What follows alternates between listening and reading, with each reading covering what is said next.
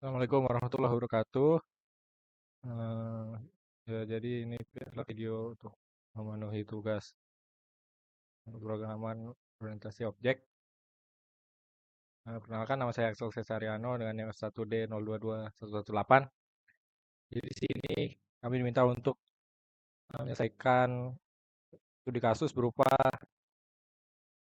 bank yang memiliki customer dan memiliki account, di mana kita akan mengimplementasikan penggunaan array pada bahasa Java. Ini di sini kita membuat secara garis besar kita membuat suatu kelas bank yang mana di objek banknya nanti dia bakal bisa mempunyai lebih dari satu customer dan setiap customer juga bisa memiliki lebih dari satu akun. Apabila divisualisasikan di sini saya sudah buat. Jadi yang pertama saya kira sini objek bank dia bisa punya beberapa customer dalam bentuk array kita buatnya di sini, dan juga setiap dari customer yang ada itu dia juga bisa punya lebih dari satu account yang mana juga menggunakan array. Oke, di sini untuk pengimplementasian kodenya, yang pertama di sini ada kelas bank. Di sini yang pertama saya deklarasikan static final variable di sini untuk eh, panjang atau length dari array yang saya buat. Di sini saya beri nama variabelnya max c. Yang mana di sini variabel max c ini akan saya masukkan untuk mendeklarasikan array dan juga untuk looping di bawahnya yang di mana looping itu nanti akan mengakses arraynya.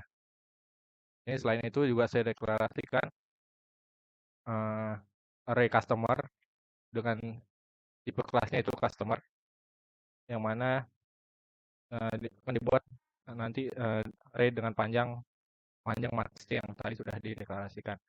Kemudian sini juga ada private integer untuk number of customer-nya, yang mana ini digunakan untuk menghitung jumlah customer yang ditambahkan ke bank.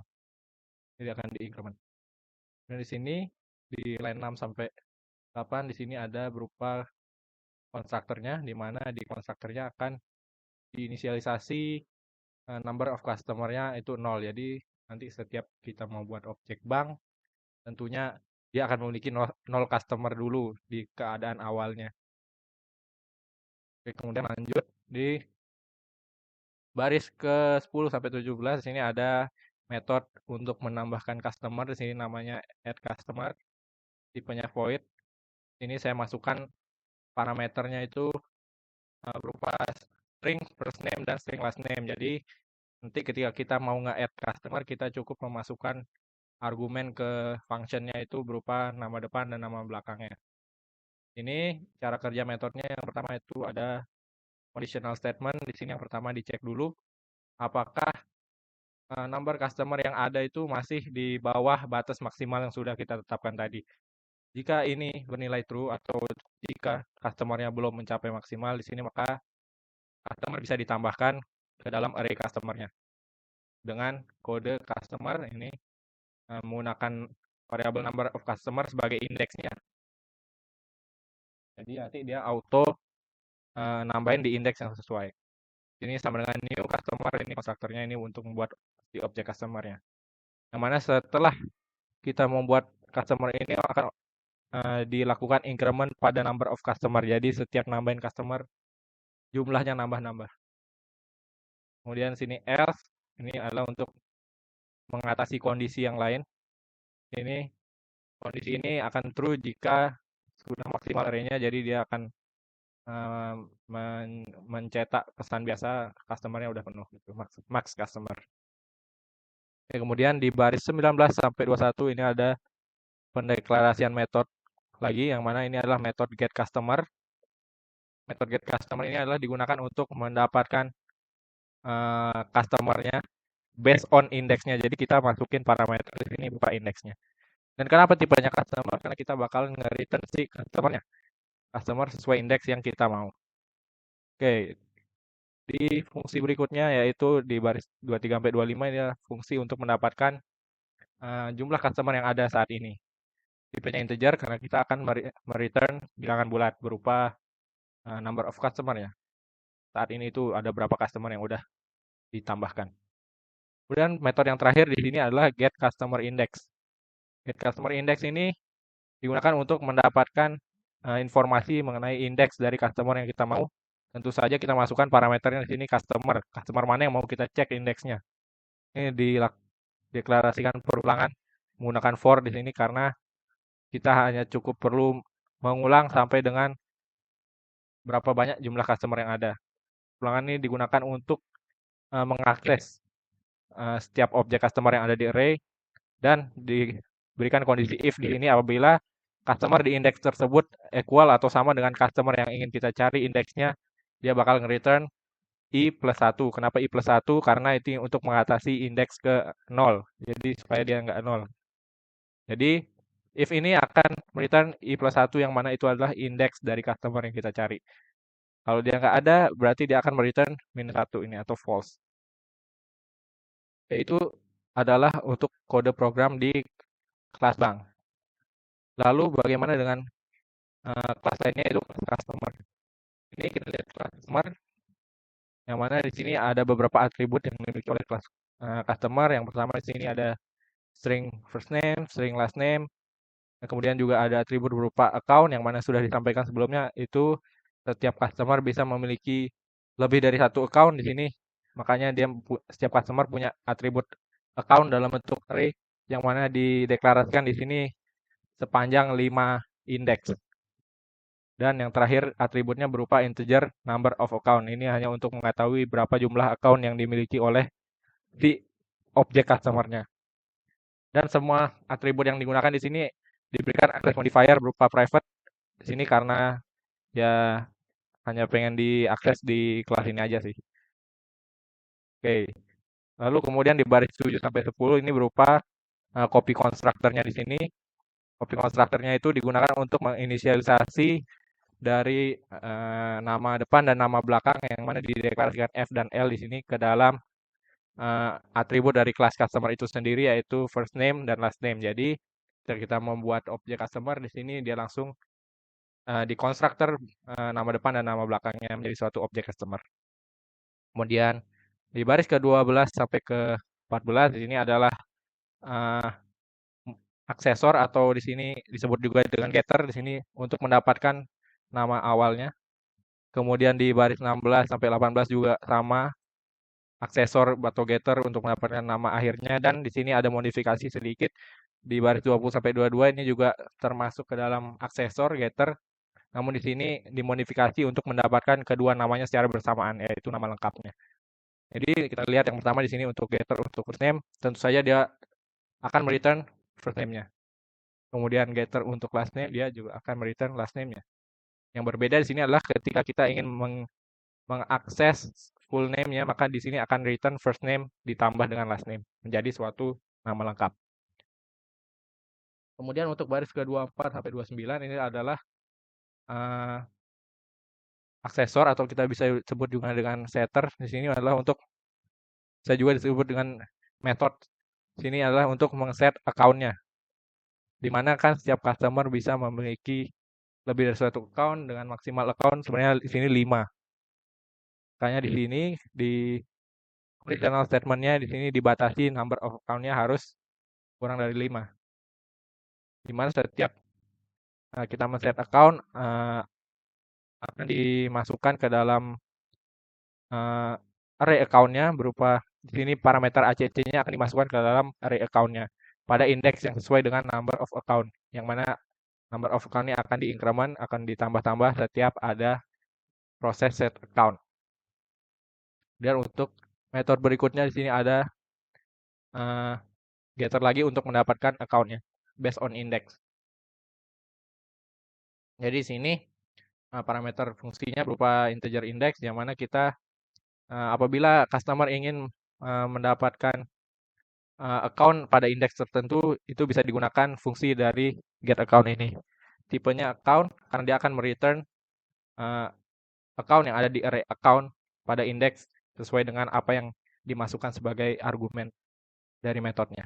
Ini untuk metode berikutnya adalah getter lagi untuk mendapatkan number of count. Jadi di sini hanya akan mereturn number of account-nya. Jadi apabila customer ingin mengetahui berapa banyak account yang ada pada suatu customer, ini fungsi ini berguna untuk itu. Jadi dia akan return integer atau bilangan bulat yang menunjukkan jumlah account yang ada di setiap customer. Di sini ada modifikasi lagi untuk fungsi tambahan. Di sini ada saya deklarasikan fungsi atau metode activity. Yang mana fungsi atau metode activity ini adalah saya gunakan untuk menjalankan dua metode yang ada di class account nantinya, yaitu berupa metode deposit dan withdraw. Di sini saya jalankan proses deposit dan withdraw dalam satu kali pemanggilan function hanya untuk mengetes apakah kedua function itu sudah bekerja dengan baik atau belum. Ini di fungsi activity ini saya pakai parameter yang pertama dari kelas banknya, kemudian yang kedua dari kelas customer, ketiga juga dari double deposit amount. Nah, ini adalah jumlah deposit yang ingin kita tes nanti, dan juga double withdraw amount untuk menunjukkan jumlah withdraw yang ingin kita tarik. Oke, di sini yang pertama dicetak out print line pelanggan ke bank.get customer index. Nah, ini fungsinya adalah saya ingin mencetak kalimat seperti pelanggan ke-1, pelanggan kedua, pelanggan ketiga. Jadi di sini saya memanfaatkan indeks dari customer-nya untuk mencetak kalimat seperti itu. Kemudian titik 2, customer.get full name. Jadi dia nanti akan mencetak full name dari customer-nya. Misalnya pelanggan ke-1 namanya siapa gitu. Kemudian untuk di baris ke-41 sini dilakukan looping sebanyak dari jumlah account yang ada yang dimiliki oleh satu objek customer. Mana prosesnya di sini yang pertama akan di print account dengan indeks ke i ke 1 agar dia mulai dari 1, jadi akun ke 1, kemudian di print saldonya berapa dengan cara customer get account pada indeks ke i get balance, yang mana balance-nya adalah jumlah saldo yang dimiliki oleh akun tersebut yang dimiliki oleh customer tersebut. Kemudian di sini saya deklarasikan variabel boolean berupa deposit status ini untuk menyimpan true or false dari status yang dihasilkan pada pemanggilan fungsi nantinya. Ini saya inisialisasi nilainya dengan pemanggilan metode deposit dari customer. Jadi cara manggilnya itu customer dot get account pada indeks ke i dot deposit, kita isi argumen depositnya mau berapa. Jadi di sini nanti dia bakal ngeprint depositnya berapa ke akun mana. Kemudian di sini ini operator tanda tanya ini sama aja maksudnya kayak if else. Di sini dia bakal if depositnya berhasil dia bakal ditampilin diterima, if depositnya nggak berhasil dia bakal ditampilin ditolak. Udah gitu doang. Terus di sini kemudian di baris ke-48 sampai 50 di sini dia bakalan ngejalanin si fungsi withdraw-nya. Sama caranya seperti tadi akan dideklarasikan terlebih dahulu variabel boolean untuk menyimpan hasil status dari proses withdraw yang kita jalani nantinya, di mana kita inisialisasi variabel itu dengan akun pada indeks ke i milik customer yang kita akan withdraw-kan, dengan memasukkan withdraw amount atau jumlah withdraw yang kita yang ingin kita tarik dari akun tersebut. Kemudian sama seperti tadi dia juga bakal mencetak akan melakukan proses withdraw sebanyak withdraw amount dari akun ke indeks tertentu, dan kemudian akan dicek lagi kondisinya. Apabila proses withdraw-nya berhasil maka akan ditampilkan diterima, dan kemudian apabila proses withdraw-nya gagal ya akan ditampilkan ditolak. Dan kemudian akan dicetak lagi saldo setelah withdraw di akun pada indeks tertentu milik customer ini adalah berapa dengan cara customer.get account pada indeks ke i ini dan .get balance untuk mendapatkan balance-nya atau sisa saldonya. Yaitu untuk fungsi dari activity. Kemudian kelas berikutnya yaitu class account. Ini class account dia punya satu atribut yaitu berupa double balance. Ini menggunakan double karena untuk mengatasi balance atau sisa saldo dalam bentuk koma-koma, sehingga digunakan double tipe datanya, double balance. Kemudian sini untuk baris ke-4 sampai baris ke-6 adalah constructor. atau copy constructor dari kelas account ini dengan memasukkan parameternya itu berupa double inisialisasi balance. Jadi kita akan inisialisasi saldo yang ada di setiap account itu dengan memasukkan nilainya pada saat membuat objeknya nanti. Di mana konstruktor ini akan menginisialisasi variable balance yang dimiliki oleh kelas dengan inisial balance yang kita masukkan sebagai parameter konstruktornya. Kemudian untuk baris ke-8 sampai 10 ini ada metode getBalance atau disebut juga dengan aksesor atau getter. Di sini tipenya double karena dia akan mereturn nilai balance-nya, yang mana balance-nya itu bertipe double. Kemudian di baris ke-12 sampai ke-19 di sini ada metode untuk melakukan deposit. Yang mana metode ini kita set tipe metodenya itu boolean karena dia akan mereturn true or false. Yang mana depositnya akan melakukan penambahan jumlah saldo pada suatu akun. Sehingga di sini diperlukan parameter berupa tambahan saldo yang ingin kita masukkan. Kita set tipenya double juga karena balance yang kita pakai ya double. Jadi sini dicek yang pertama apabila jumlah deposit yang ini kita tambahkan itu lebih dari 0, maka dia akan menambahkannya ke balance kita atau ke saldo kita. Dan kemudian akan return true. Kemudian else apabila jumlah yang ingin kita tambahkan itu lebih kecil dari 0 atau lebih kecilnya, makanya dia akan return false. Artinya dia tidak bisa menambahkan 0 ataupun bilangan minus. Kemudian di sini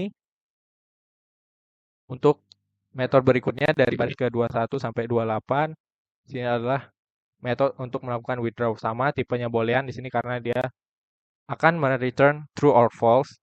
Kemudian juga sama memasukkan parameter double berupa jumlah saldo yang ingin ditarik, yang mana akan dilakukan conditional statement juga di sini apabila saldo yang ingin ditarik itu di sini kondisinya itu adalah apabila saldo kita masih lebih besar dari saldo yang ingin kita tarik, maka kita bisa menarik saldo.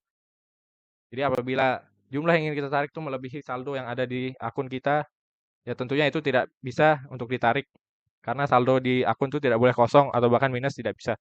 Hanya di sini apabila kondisi ini terpenuhi, dia akan mengurangi balance dengan jumlah yang ingin kita tarik, kemudian akan return true. Dan untuk mengatasi kondisi berlawanannya, dia akan return false.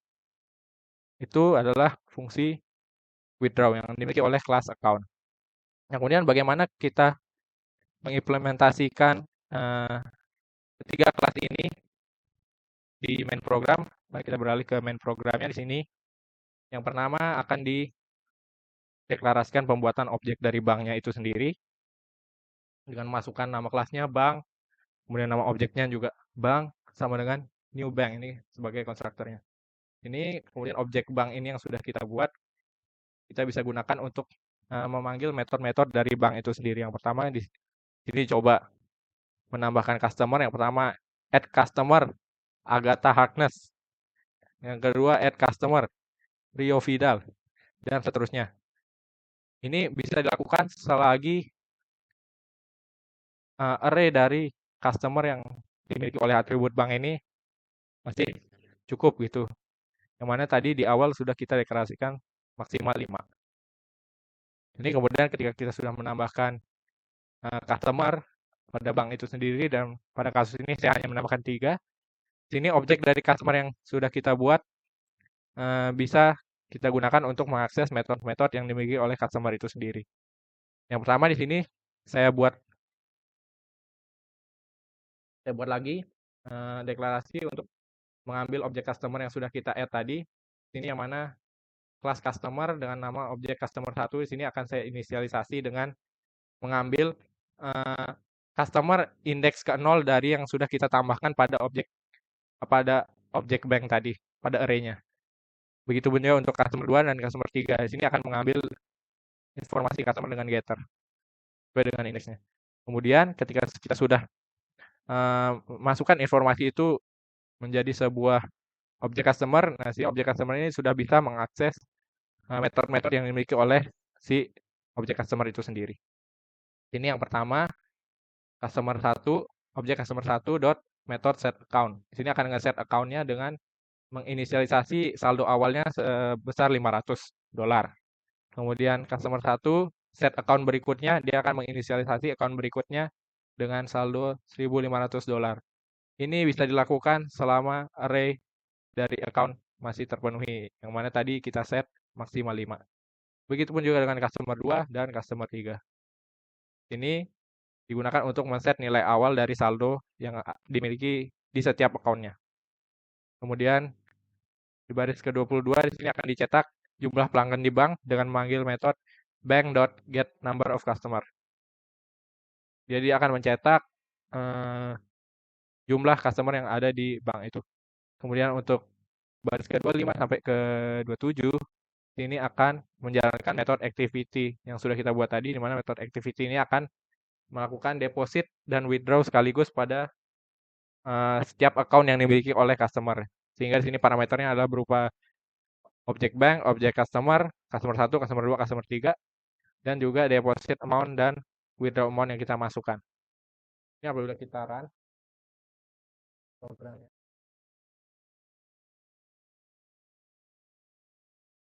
Kita lihat di sini,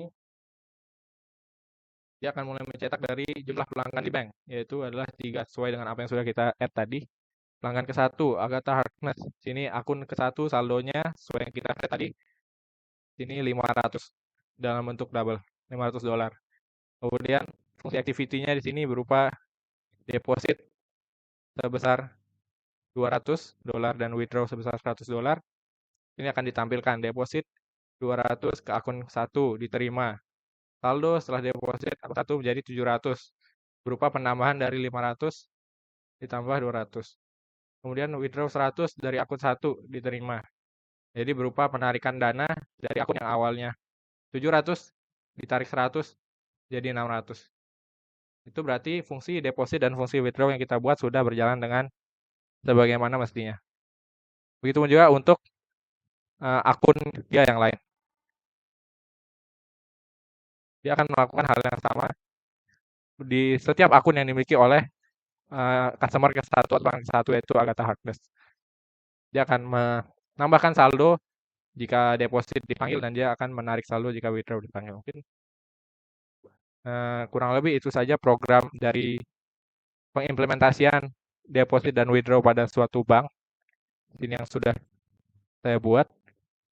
Mungkin kurang dan lebihnya saya mohon maaf. Terima kasih atas perhatiannya. Wassalamualaikum warahmatullahi wabarakatuh.